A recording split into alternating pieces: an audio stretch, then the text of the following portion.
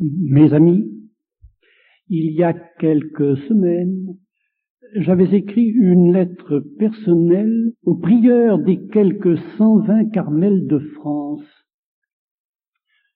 Je leur disais notamment: je sollicite la prière de votre communauté pour une initiative qui ne peut pas ne pas réjouir des carmélites. 5 soirées sur l'oraison vont avoir lieu à Paris. Et depuis, presque chaque jour, je reçois des lettres chaleureuses, fraternelles, qui m'assurent que les quelques 2000 carmélites de France, une assemblée plus large que la nôtre encore, nous sont spirituellement présentes le mercredi de 21h à 22h. C'est une bonne nouvelle dont je suis heureux de vous faire part. J'espère que vous avez tous été fidèles au rendez-vous de Dieu au cours de cette semaine, en dépit des difficultés qui n'ont pas pu ne pas surgir, bien sûr, et que vous y avez puisé force et joie. Aujourd'hui, nous allons aller plus avant sur la voie de l'oraison.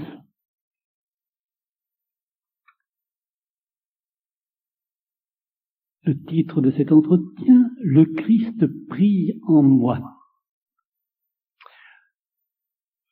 Prier n'est pas le monopole des chrétiens.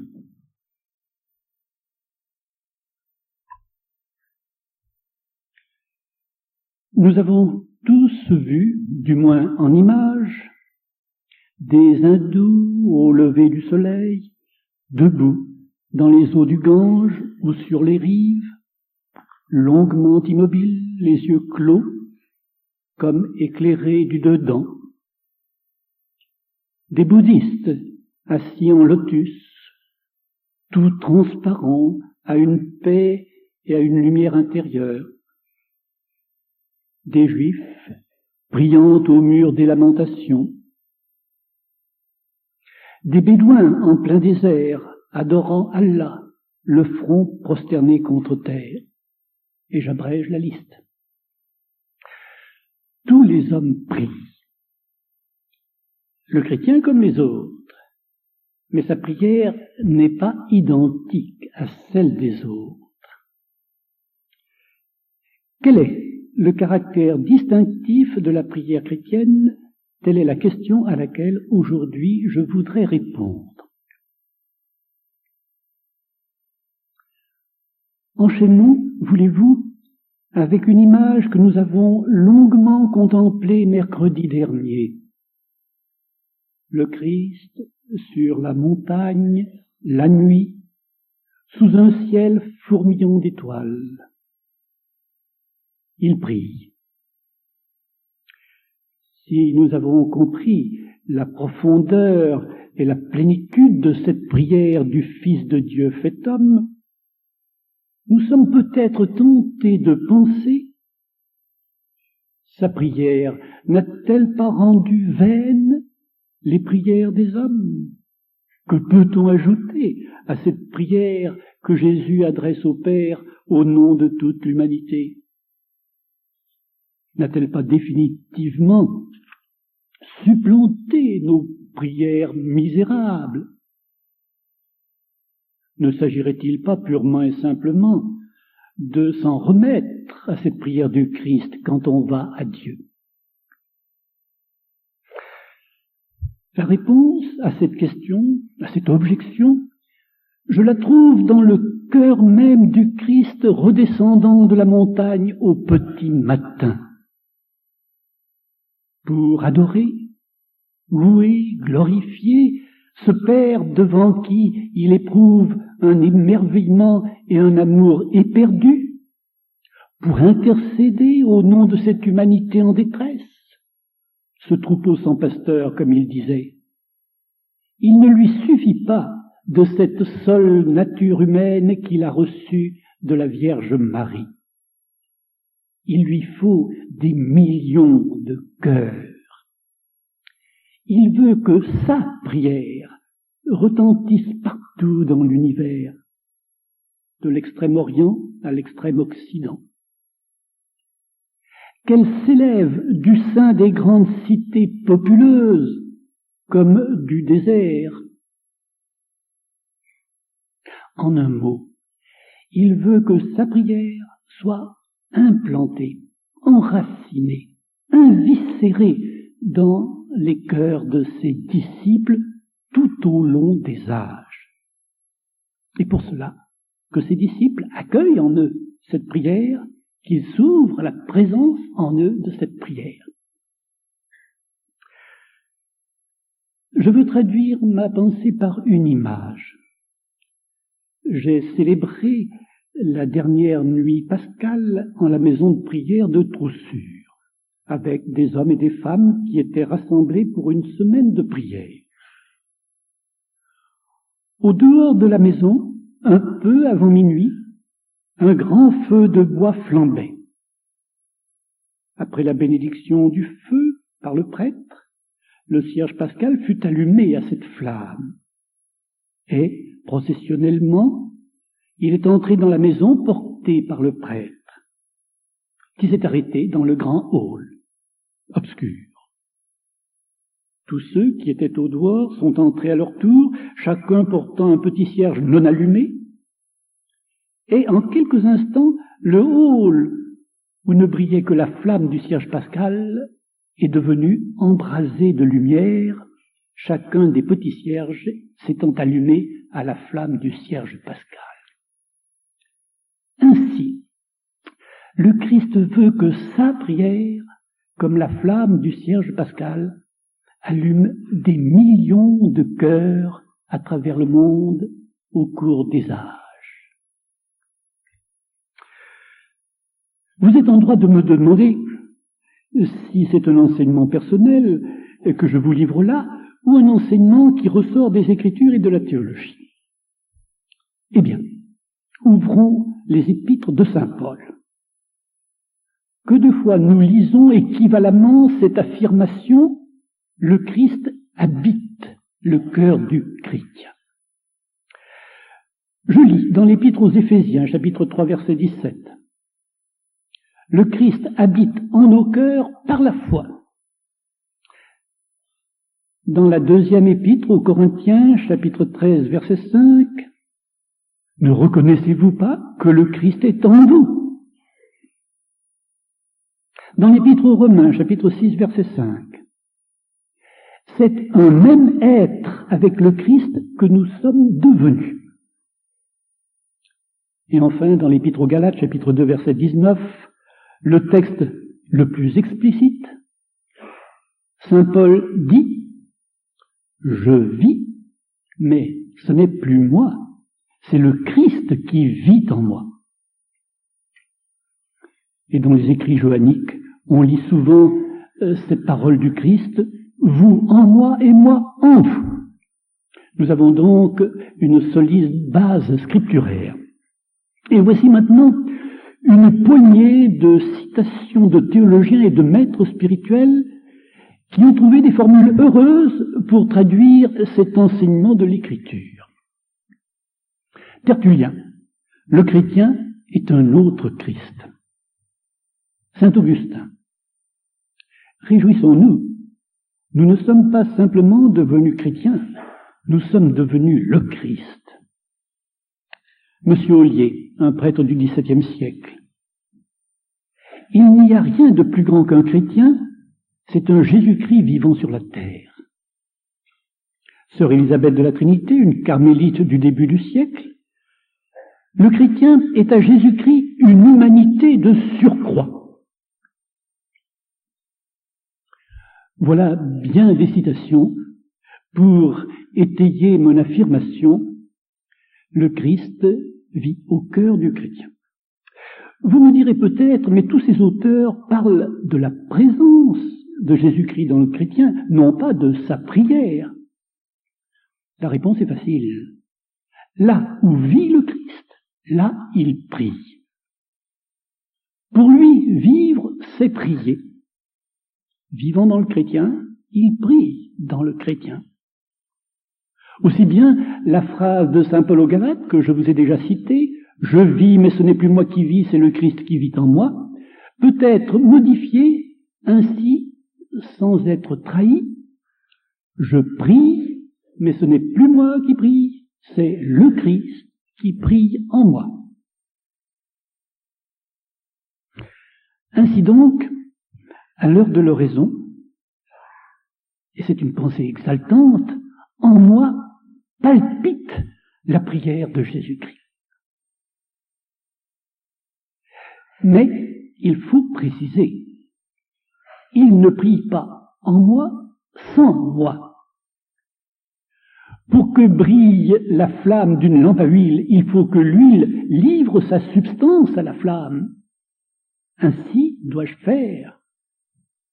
Arrêtons-nous donc quelques instants pour réfléchir à ce que la prière du Christ en moi attend de moi.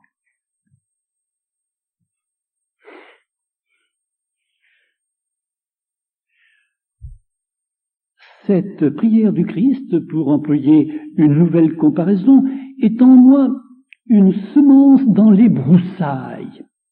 Ces broussailles, ce sont mes passions, mes rêves, mes ambitions, mes soucis. Elles risquent fort d'étouffer la petite semence. Le premier concours qu'il me faut apporter à la prière du Christ en moi sera donc une activité de débroussaillage. Débroussaillage impossible à l'heure de l'oraison, si tout au cours de la vie, je ne m'y applique pas. Deuxième concours. Il consiste à entretenir et à nourrir la prière du Christ en moi.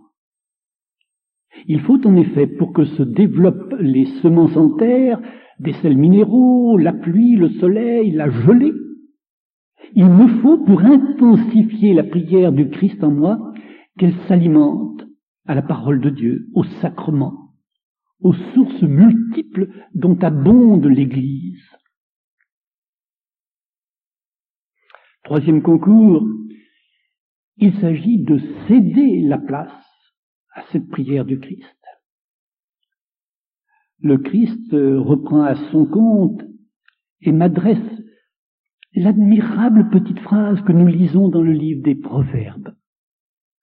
Mon enfant, prête-moi ton cœur. Donne-moi ton cœur, donne-moi ton intelligence, ton corps, tout ton être, tout ce qui en toi est susceptible de devenir prière pour que je l'assimile à ma prière. Il faut lui céder la place. Quatrième concours. Mon intelligence, à l'heure de l'oraison, s'efforcera de saisir, de pressentir les grandes composantes de la prière du Christ en moi afin que je m'y associe. Et voilà bien un sujet privilégié de méditation et de réflexion à l'heure de la prière. Cinquième concours enfin, sur lequel je désire attirer très spécialement votre attention. Au cours de l'oraison, il me faudra adhérer de toute ma volonté, de tout mon cœur, à cette prière du Christ en moi. Vous vous souvenez de l'importance du « je veux » dans la prière dont je vous entretenais mercredi dernier. Je veux, Seigneur, adhérer à ta prière en moi. Sans doute, je ne l'aperçois pas, mais j'y crois. En effet, ce n'est pas de sentir qui importe, mais de croire. Je dis qu'il ne s'agit pas de sentir, mais un jour doit venir où la prière du Christ, s'étant intensifiée, elle nous devient perceptible. Comme l'épouse du Cantique des Cantiques, je peux dire alors, je dors, mais mon cœur veille, je travaille, je marche, je joue, mais mon cœur veille. Mais palpite en moi la prière du Christ?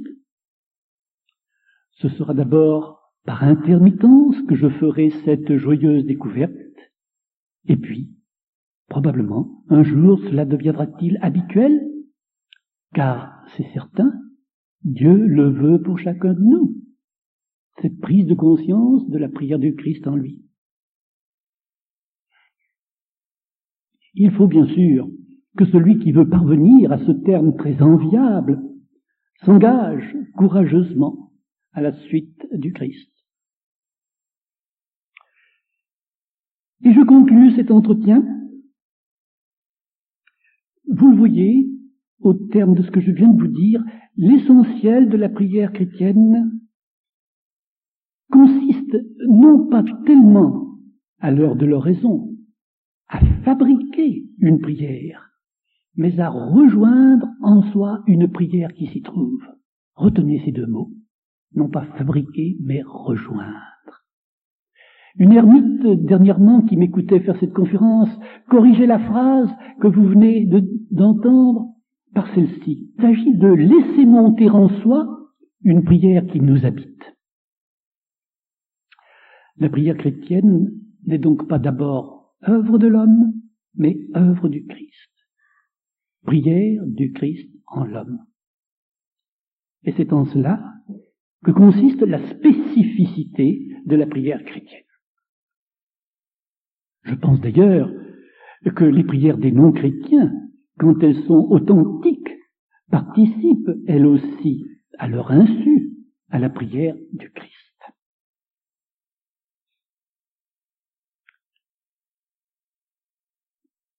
Eh bien, le moment est venu de vivre ce que nous venons de dire. Mercredi dernier, le recueillement a été de bien meilleure qualité que la première fois. J'espère qu'il sera meilleur encore aujourd'hui.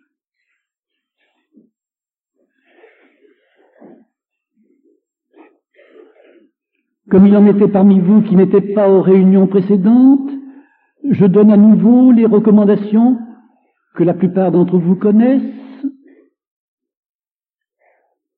que ceux qui prenaient des notes déposent stylo et carnet à côté d'eux,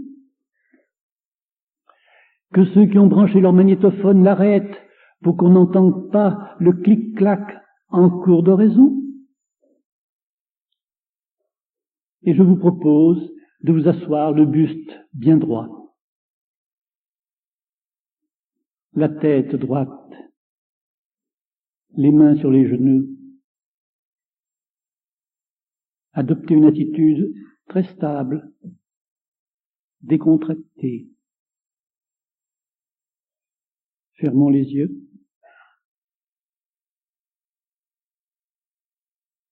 Laissons la détente nous gagner tout entier. Pas de muscles crispés, pas de tension mentale.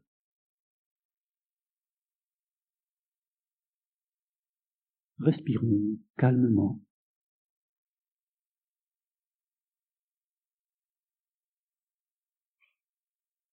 Veillez à un parfait silence pendant ces 10 minutes. Évitez tout bruit. Quand quelqu'un tousse, 1500 personnes sont dérangées. Si vous ne pouvez réprimer une toux, étouffez-la avec votre mouchoir. Un progrès est possible encore cette fois.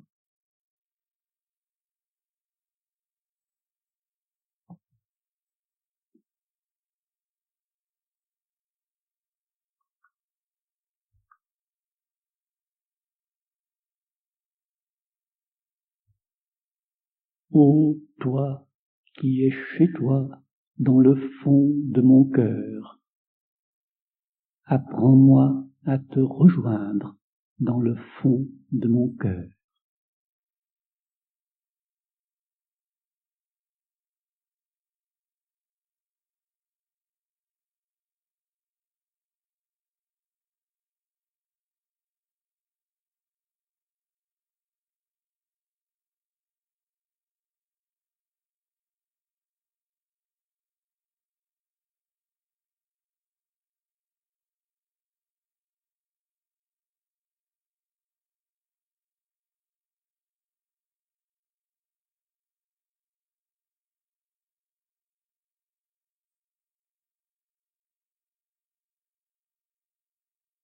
Ô toi qui es chez toi dans le fond de mon cœur, fais-moi entendre ta voix dans le fond de mon cœur.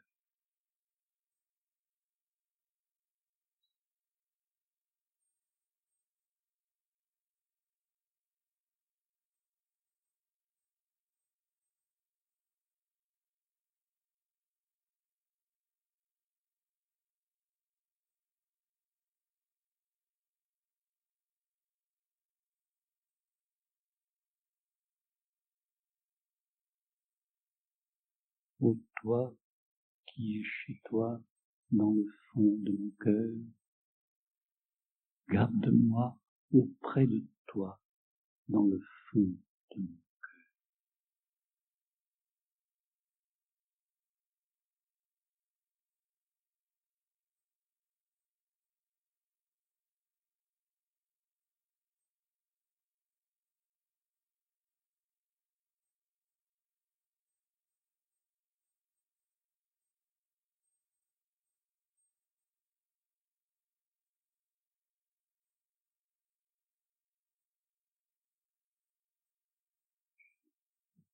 Lors de notre première réunion, je vous disais, aller à l'oraison, c'est aller à la rencontre de Jésus-Christ.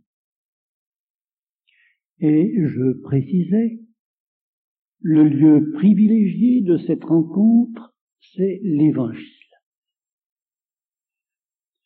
Encore faut-il apprendre à découvrir le Christ vivant dans l'Évangile. C'est pourquoi je voudrais, aujourd'hui, maintenant, lire avec vous une page d'Évangile et essayer d'en déceler toutes les richesses. En Saint Jean, au chapitre 8, versets 1 à 11.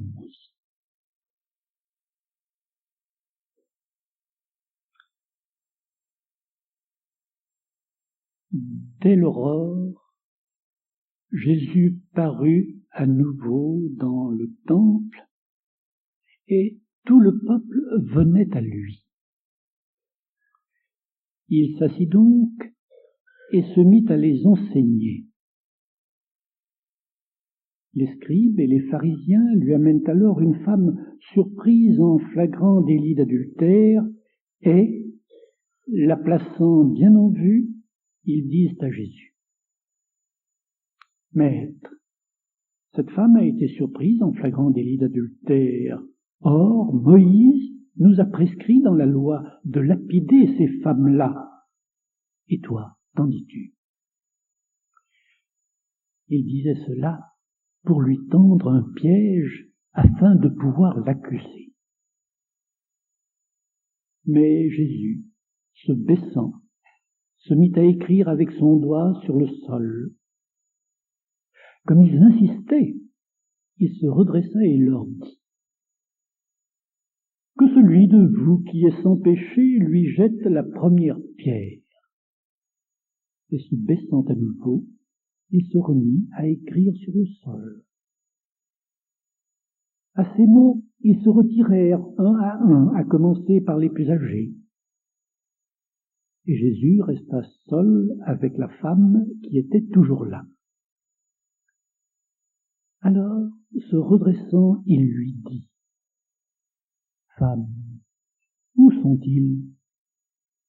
Personne ne t'a condamné? » « Personne, Seigneur, répondit-elle. »« Moi non plus, lui dit Jésus, je ne te condamne pas. Va, désormais, ne pêche plus. »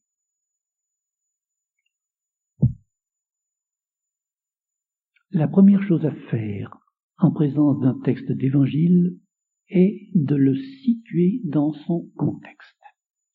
Et voici comment se situe la page que je viens de vous lire. La situation est tendue.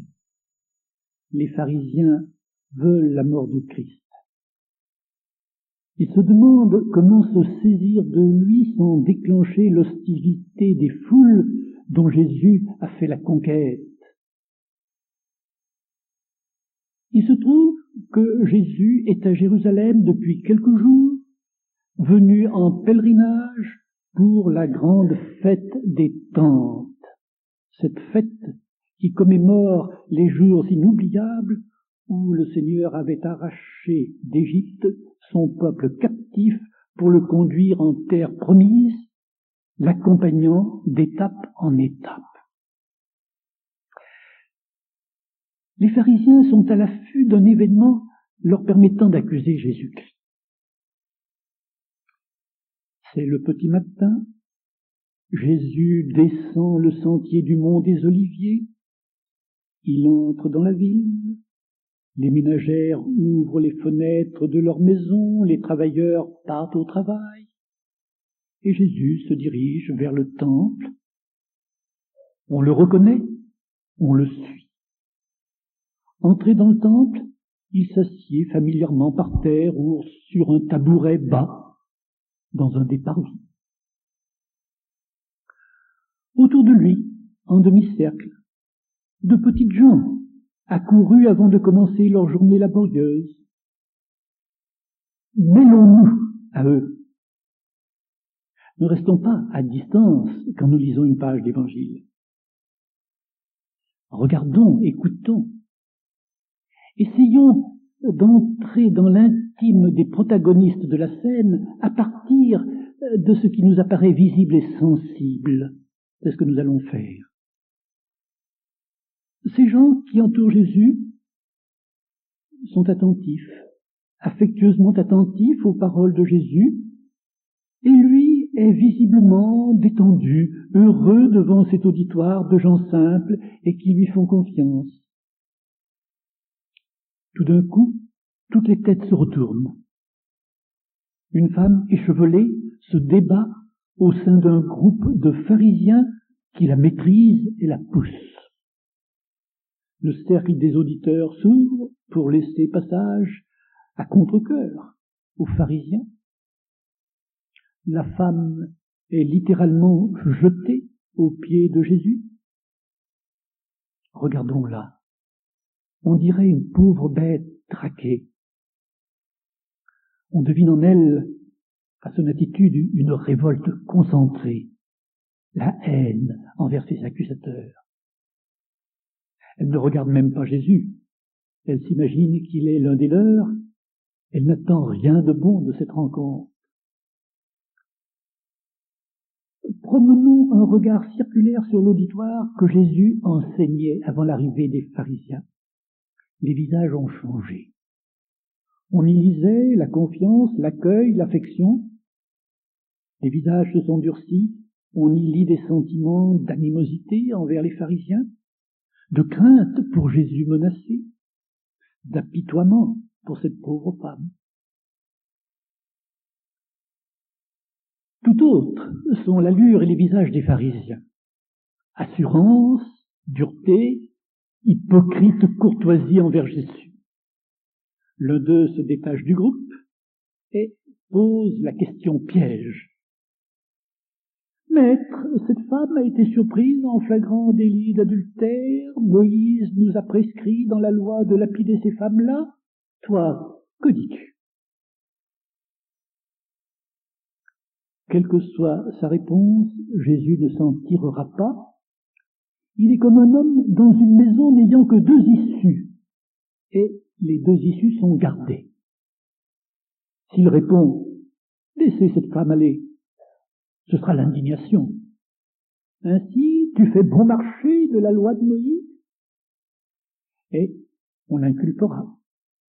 S'il répond « Elle mérite cette condamnation », alors le peuple perdra sa confiance en lui, ce que les pharisiens souhaitent. Le peuple ne reconnaîtra plus sa bonté, car il y a longtemps que la loi n'est plus appliquée. Femme haletante jette peut-être un regard à la dérobée sur Jésus-Christ, attend angoissée la réponse dont son sort dépend. Jésus s'est baissé, de son doigt il écrit sur le sol. C'est le geste de celui qui se désintéresse de ce qui se passe. qui est excédé. Les pharisiens s'imaginent qu'il est embarrassé.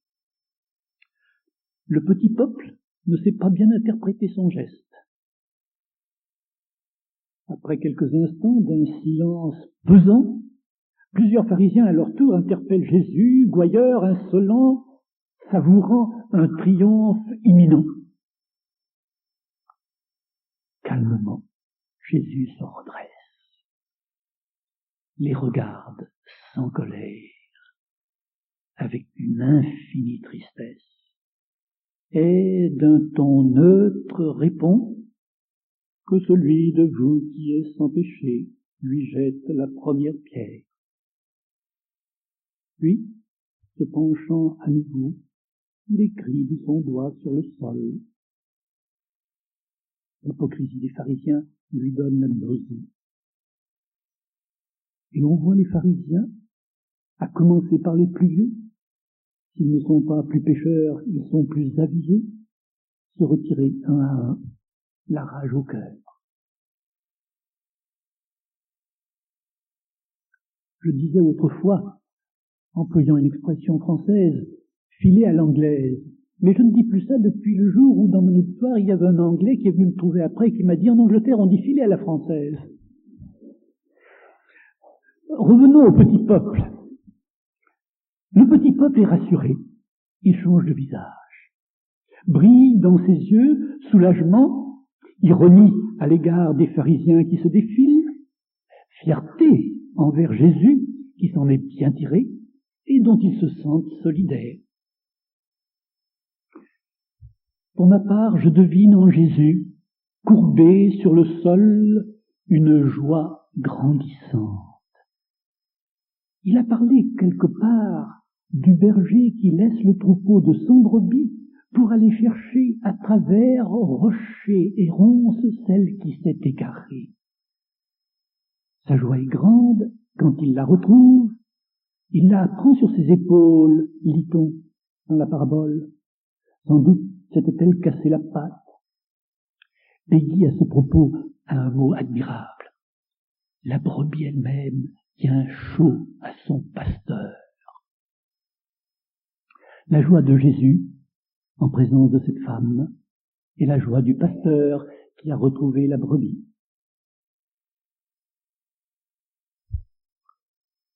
Il semble bien, d'après l'évangile que je viens de vous lire, que les petites gens, eux aussi, se sont écartés, laissant Jésus seul à seul avec la femme.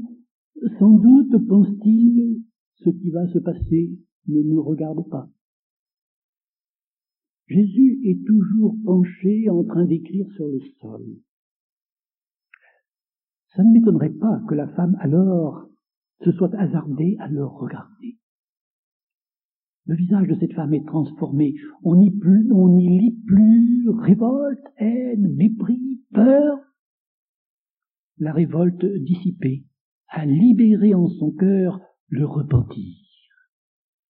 Dans son regard brille une lueur de confiance.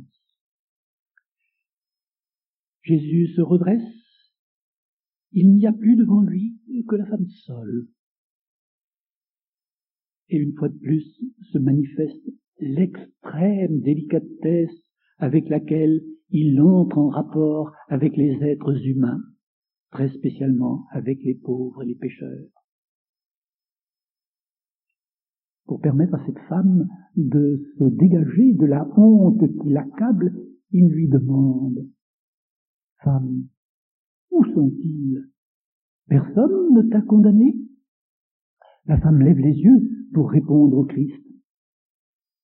J'aime imaginer le bouleversant dialogue des regards de Jésus-Christ et de la femme qui se croisent. Et Jésus se contente de dire « Moi non plus, je ne te condamne pas. Va, désormais ne pêche plus. » Il condamne le péché, il absout la personne. On devine facilement la réaction de la femme. Elle a envie de s'élancer vers son défenseur et son sauveur et de lui embrasser les pieds comme tant d'autres pécheurs de l'Évangile. Elle n'ose pas, semble-t-il. Mais avant de se retirer, son dernier regard lui en dit long.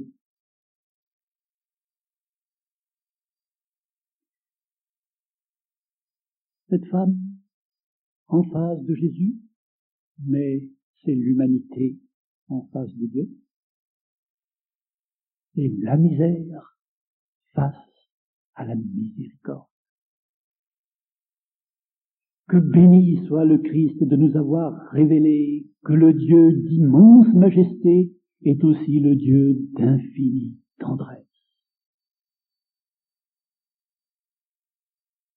Il resterait à se demander, au terme de cette méditation, mais c'est l'affaire de chacun de nous, qu'ai-je découvert en cette scène des pensées, des sentiments, des volontés du Christ?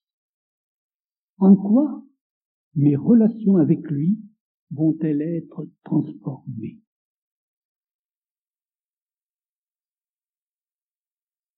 Voulez-vous, pendant quelques instants, laisser retentir en vous ce que nous venons de lire avant de repartir pour un entretien sur la pratique de l'oraison? Cet entretien se voudrait très pratique. Je m'arrêterai très spécialement à la façon dont il faut commencer l'oraison et dont il faut la terminer.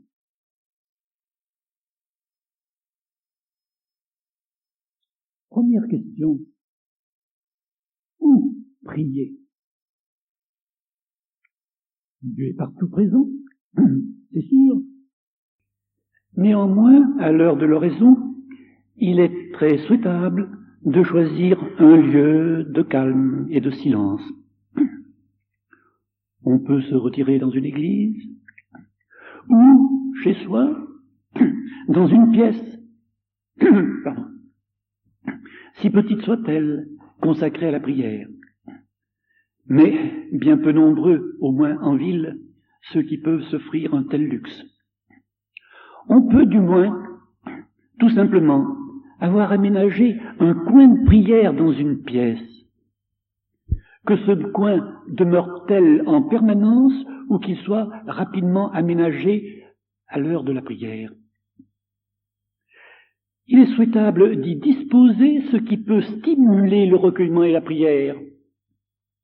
Par exemple, un choix de photos parlantes, un homme en prière, l'admirable visage du père de Foucault au soir de sa vie, l'intérieur d'un cloître, un enfant du Sahel dévoré par la faim, un simple paysage aux larges horizons. Pourquoi pas le crucifix, dont le curé d'Ars disait, en parlant de lui, le plus savant livre. Ou encore une icône devant laquelle on allumera une bougie ou une petite veilleuse à huile, selon la coutume de nos frères d'Orient. Certains disposent, comme le musulman, d'un tapis de prière pour créer un espace sacré. Éventuellement, un petit banc de prière, comme celui que je vous ai présenté l'autre jour, favorisant une attitude corporelle stable et éveillée. Il est très certain que pour presque tout le monde, le cadre importe beaucoup et favorise la prière. Après nous être demandé où prier, quand prier. Il est très souhaitable de déterminer à l'avance, une fois pour toutes, ou à la rigueur chaque jour, si on a des journées très différentes les unes des autres, l'heure où nous ne risquons pas d'être dérangés, où l'environnement est aussi calme que possible, où notre esprit est éveillé et libre. Les heures de fatigue sont certainement moins favorables. Heureux ceux qui peuvent situer, tout au début de la journée, leur rencontre avec Dieu. Il ne faut pas dire trop vite, comme je l'entends parfois, à cette heure matinale, je ne suis pas parfaitement éveillé. Si on attend d'être parfaitement en forme, on risque fort de ne pas prier souvent. Quant à l'objection, on a besoin de sommeil, c'est sûr. Et pour ma part, je dis volontiers qu'il faut bien dormir si l'on veut bien prier. Mais pourquoi ne pas se coucher une demi-heure plus tôt?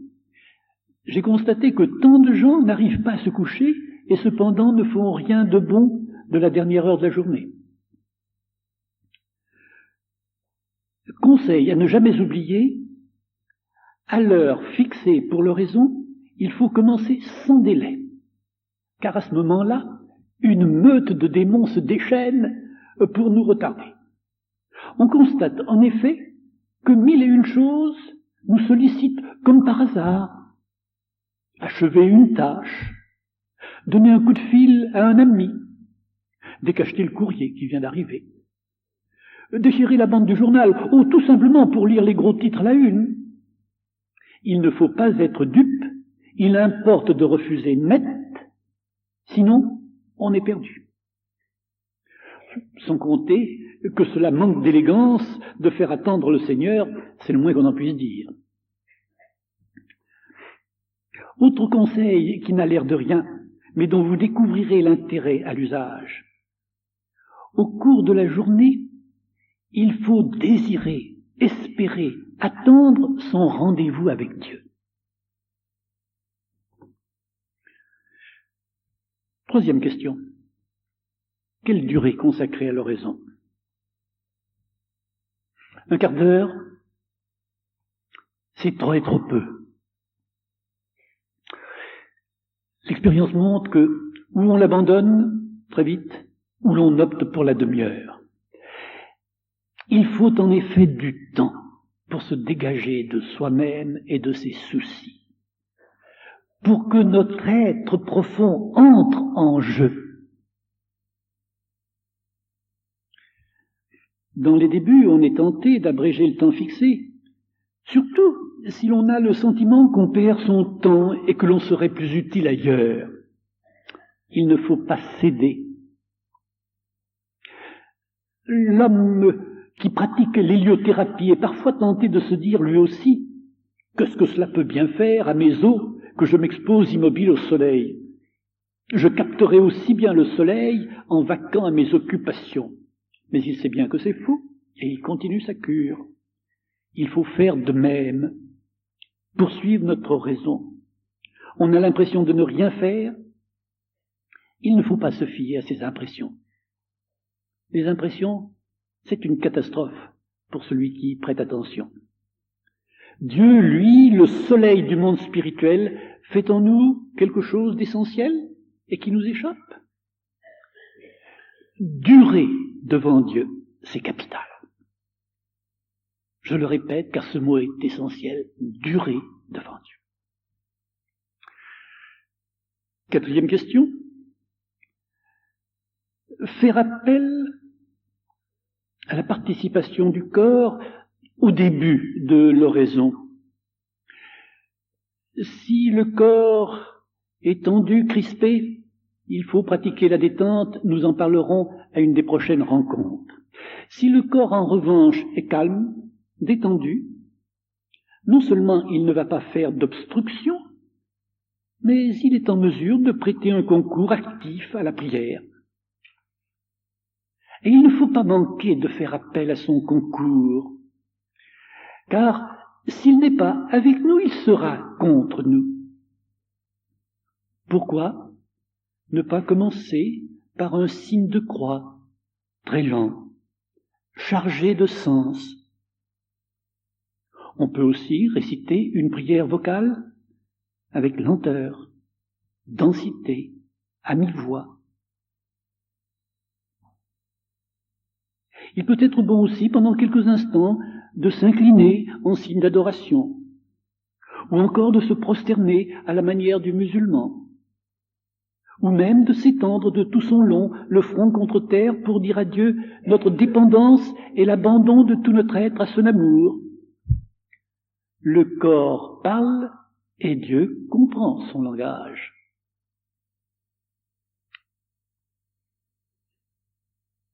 Cinquième question, ou cinquième remarque, à propos des motivations qui poussent à l'oraison.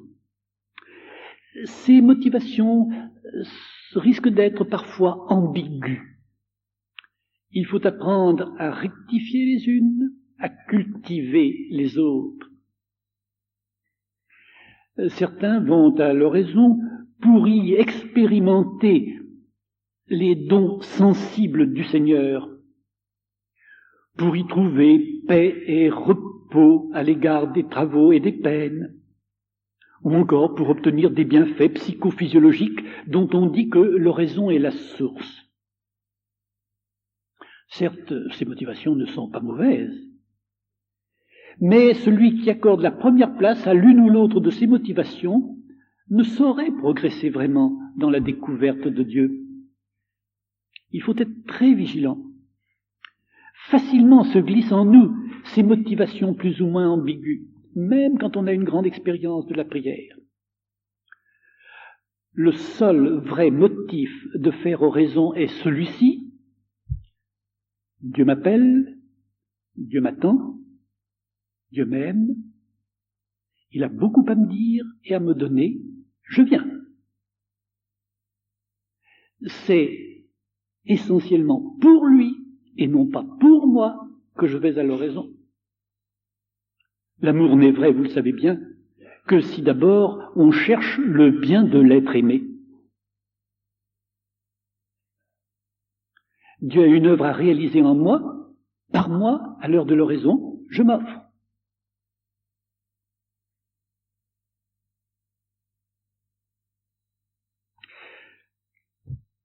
Après avoir traité ces différentes conditions de lieu, de temps, de durée, de participation du corps, après avoir parlé des motivations, abordons ce qui est plus essentiel, la question des dispositions intérieures avec lesquelles il faut entrer en rapport avec Dieu au début de l'oraison.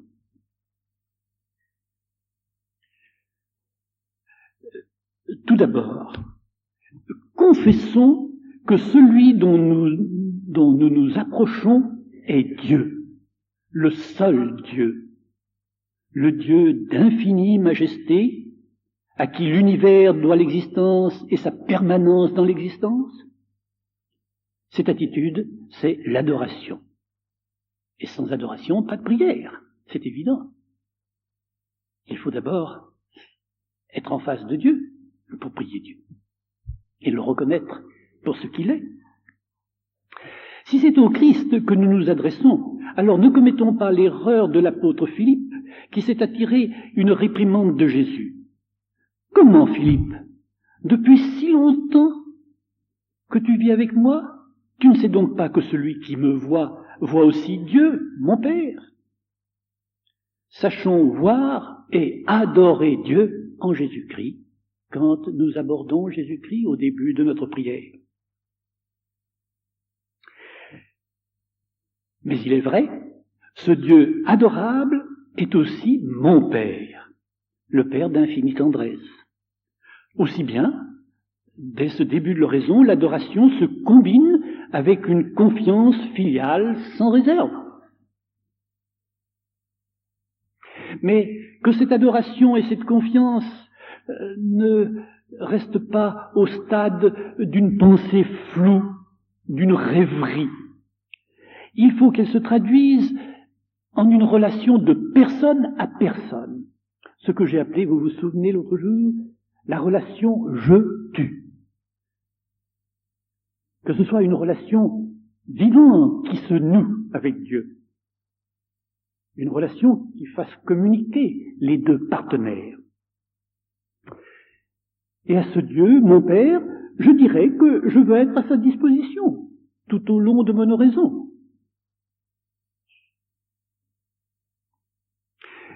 Adoration, amour filial, relation je-tu, disponibilité, voilà ce que j'appelais les dispositions intérieures fondamentales.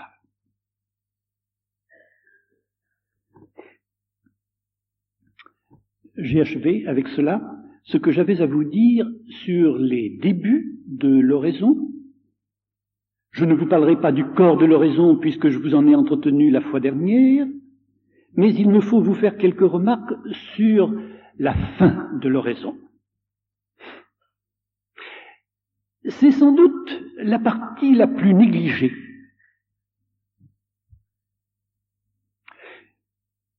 Il ne m'est jamais arrivé qu'un visiteur, s'entretenant avec moi, se lève tout à coup et sans rien me dire, sans me regarder, ouvre la porte et s'en aille, me laissant tout pantois avec une piètre idée de sa civilité. Eh bien, je le confesse avec confusion, ça m'est arrivé bien des fois de quitter l'entretien avec Dieu qu'est l'oraison de cette manière désinvolte. Et je pense que je ne suis pas le seul. Alors, réfléchissons à ce que doit être cette fin de l'oraison.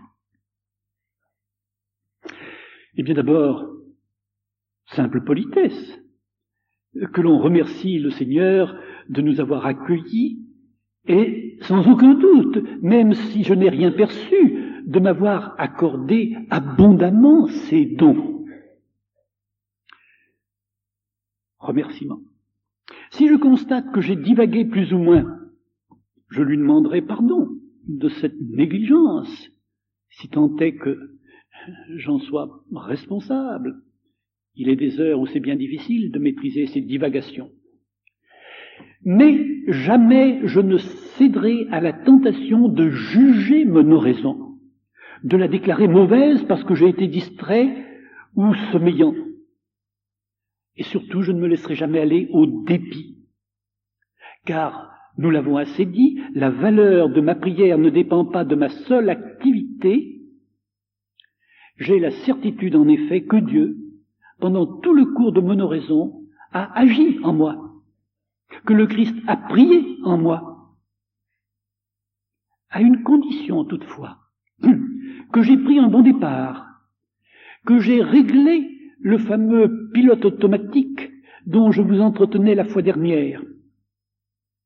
Autrement dit, que j'ai, dès le début de l'oraison, orienté mon cœur vers Dieu par un acte précis de volonté.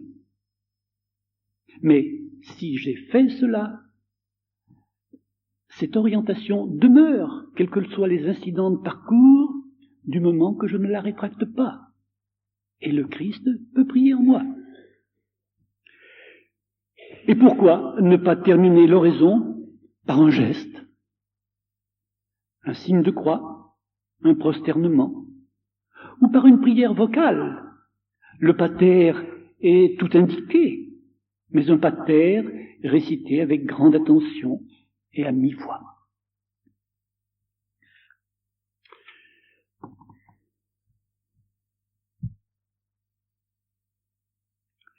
Et maintenant, comme les fois précédentes, nous allons entendre un témoignage.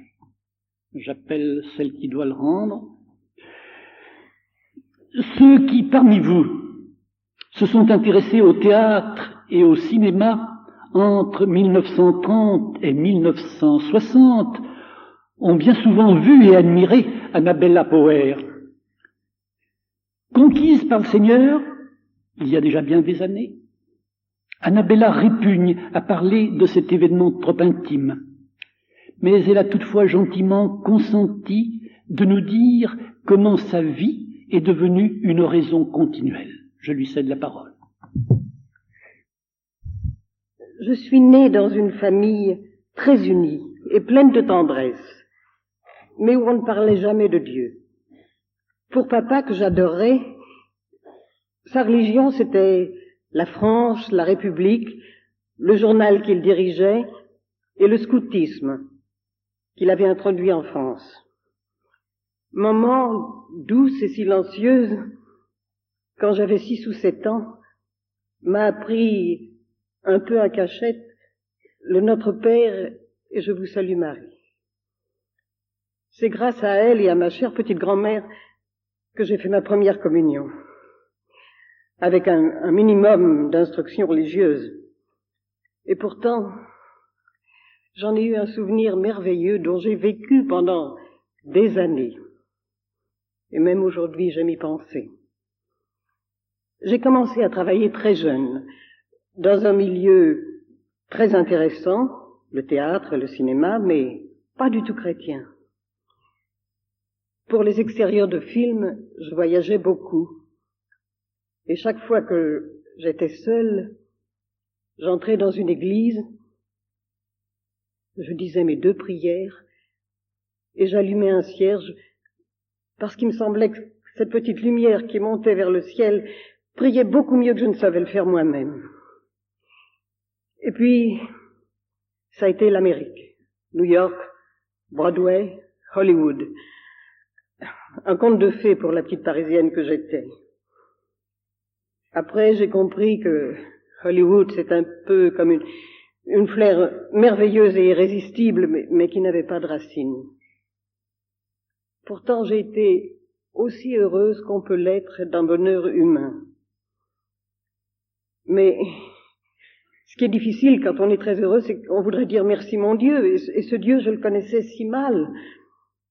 Alors, je me disais, je suis divorcée, remariée, actrice, Dieu ne m'aime pas, c'est normal. J'acceptais. Nous allions à la messe, mon mari et moi, dans une petite chapelle dans le quartier mexicain parce que il avait moins de chances d'être reconnu et ennuyé. Sûrement les prêtres étaient très bien, mais ils avaient des accents terribles, ou mexicains ou irlandais, et je ne savais toujours rien, ni de mon église, ni de mon Dieu.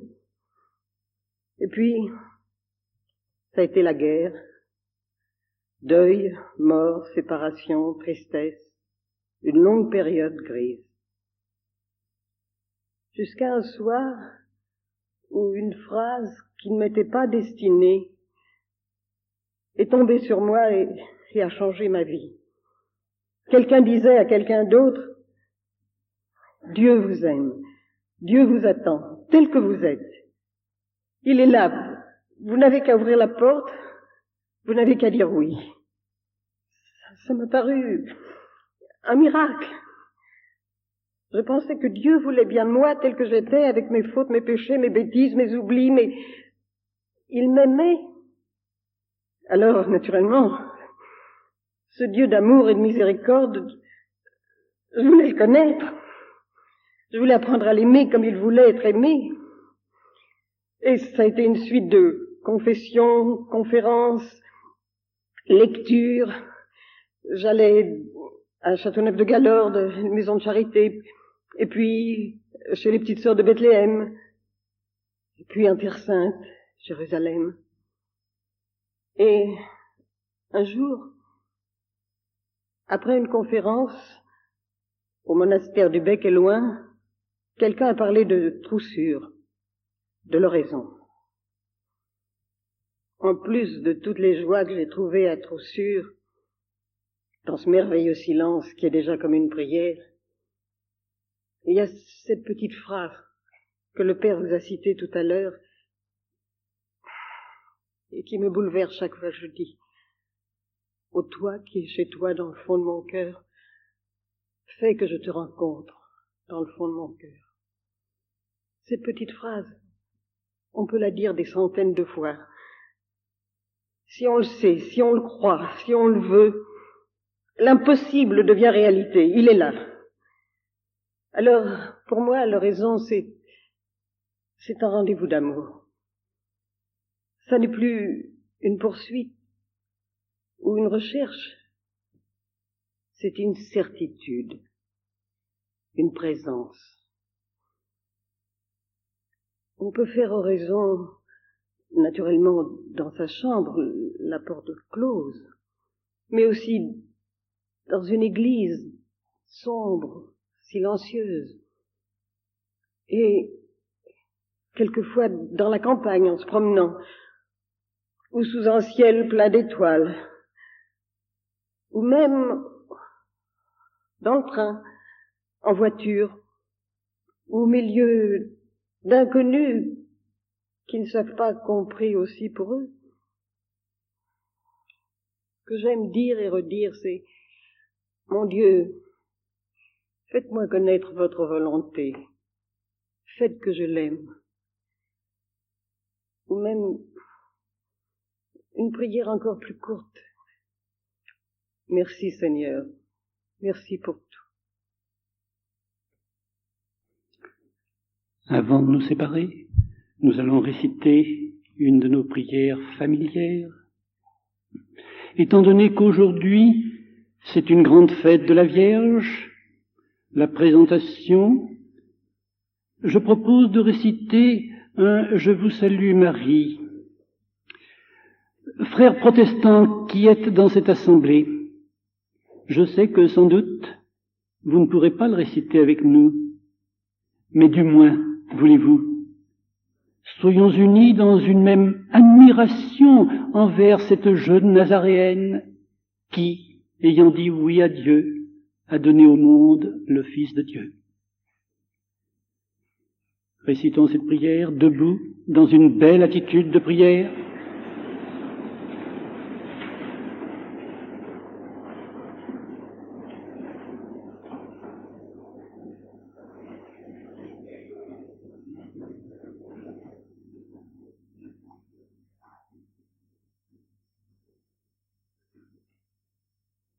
Lentement, à mi-voix, très attentif à chacun des mots. Je vous demande de ne pas me précéder.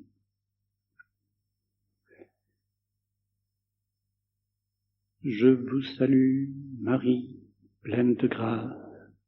Le Seigneur est avec vous. Vous êtes bénie entre toutes les femmes. Et Jésus, le fruit de vos entrailles, est béni. Sainte Marie, Mère de Dieu, priez pour nous pauvres pécheurs, maintenant et à l'heure de notre mort. Amen. Allez, dans la paix du Christ.